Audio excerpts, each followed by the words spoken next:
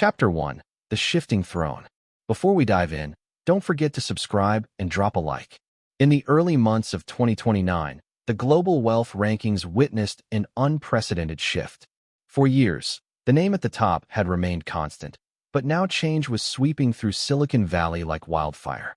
Alexander Sterling, the visionary behind Sterling Dynamics and his revolutionary space exploration company Cosmos Corp, watched as his longtime position as the world's wealthiest individual began to waver.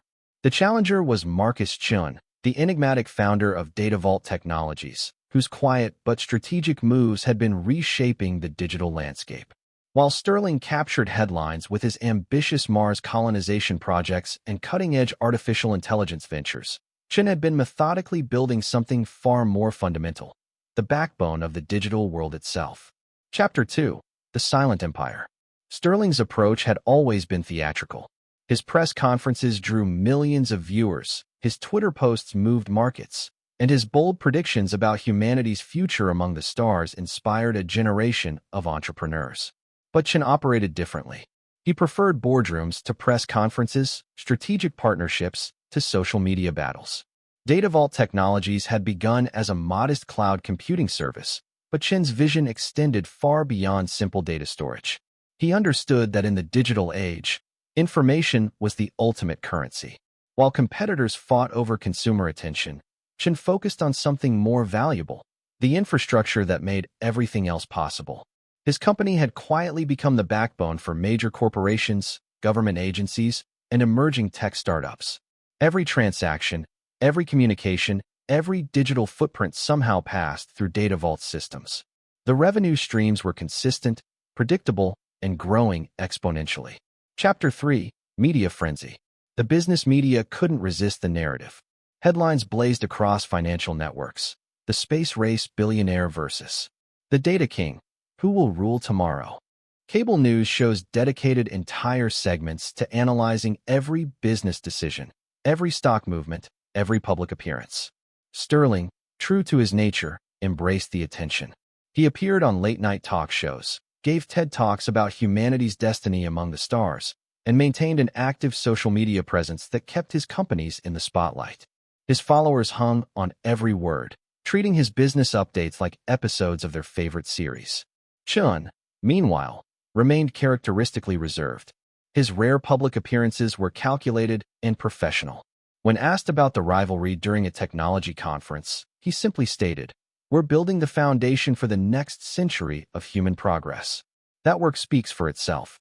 Chapter 4. The Risky Gambit. By mid-2029, Sterling realized that maintaining his position would require a bold move. The Mars colonization project, while groundbreaking, was burning through capital at an unprecedented rate. His electric vehicle division faced increasing competition, and his artificial intelligence ventures, though promising, were still years away from major profitability. Sterling made a decision that would define his legacy. He announced the New Frontier Initiative, a comprehensive plan to establish permanent human settlements on Mars within the next decade. The project would require an investment of nearly $200 billion, money that would come from leveraging his existing assets and seeking unprecedented levels of funding. The announcement sent shockwaves through the financial world. Some analysts called it visionary, others labeled it reckless. Sterling's stock prices fluctuated wildly as investors tried to determine whether they were witnessing genius or madness. Chun observed these developments with his characteristic calm. While Sterling made headlines, Chun continued his methodical expansion. Data Vault announced strategic partnerships with 3 major governments, signed exclusive contracts with emerging markets in Southeast Asia and Africa, and quietly acquired several smaller competitors. Chapter 5. The Unfolding Consequences and Market Reactions. As the final months of 2029 unfolded, the consequences of both men's strategies began to manifest in ways that surprised even seasoned market analysts and technology industry veterans. Sterling's New Frontier Initiative had initially created enormous volatility in financial markets. But as investors and analysts had time to study the detailed business plans and technical specifications that his team had developed, a more nuanced picture began to emerge.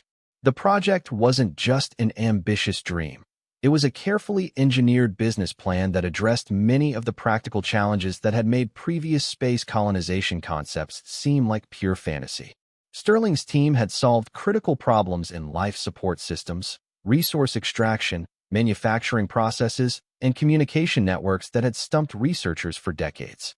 The technical innovations developed for the Mars project were already finding applications in terrestrial markets, generating revenue streams that helped offset the enormous upfront investments. Major aerospace contractors, initially skeptical about the feasibility of Sterling's timeline and budget projections, began signing partnership agreements that would allow them to participate in the most ambitious engineering project in human history. Government space agencies, recognizing that Sterling's private initiative was advancing faster than their own programs, negotiated agreements to share costs and technologies that would benefit both civilian and military space operations.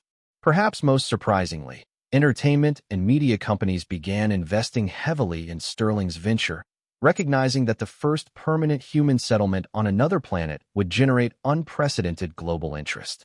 Broadcasting rights for the first Mars landing, documentary rights for the lives of the first colonists, and even product placement opportunities in the new Martian settlements became valuable commodities in their own right.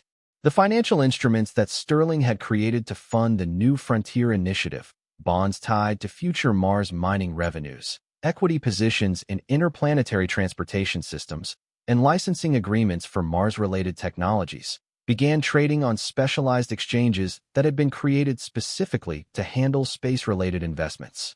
Chapter 6. Two Visions of Wealth. As 2029 drew to a close, the contrast between the two titans became increasingly clear. Sterling represented the romantic vision of wealth, the entrepreneur whose dreams could reshape reality, whose ambitions extended beyond Earth itself. His wealth was tied to humanity's grandest aspirations, making him a symbol of what money could accomplish when combined with unlimited imagination. Chen embodied a different philosophy entirely. His wealth came from understanding the fundamental systems that powered modern life. While Sterling reached for the stars, Chen controlled the data that made those reaching possible. His approach was less dramatic, but perhaps more profound. He had made himself indispensable to the functioning of the digital world.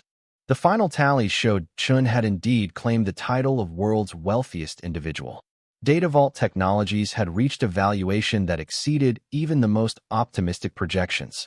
The company's consistent growth, combined with its essential role in global digital infrastructure, had created a fortune that seemed virtually unshakable. Sterling, despite the massive investment required for his Mars colonization project and the market uncertainty it had initially created, had not only maintained his position among the world's top 5 wealthiest individuals, but had actually strengthened his long-term competitive position. More importantly, from his perspective, he had retained and expanded something that money alone could never purchase: the imagination and devotion of the global public and the unwavering loyalty of millions of people around the world who believed passionately in his vision of humanity's interplanetary future. His net worth might have experienced significant fluctuations with changing market conditions and investor sentiment, but his cultural influence and his ability to inspire the next generation of innovators, engineers, and entrepreneurs had only grown stronger throughout the tumultuous year. University enrollment in aerospace engineering, physics, and related technical fields reached record levels as young people around the world sought to participate in humanity's expansion beyond Earth. Chapter 7. The Global Impact and Lasting Legacy. History would ultimately remember this remarkable period not merely as a changing of the guard in global wealth rankings, but as a defining moment in how human civilization viewed success, ambition, progress, and the complex relationship between private wealth accumulation and public benefit. The Sterling-Chen rivalry had transcended ordinary business competition to become a fundamental philosophical debate about the nature of human advancement itself and the different pathways by which extraordinary individuals could contribute to the common good.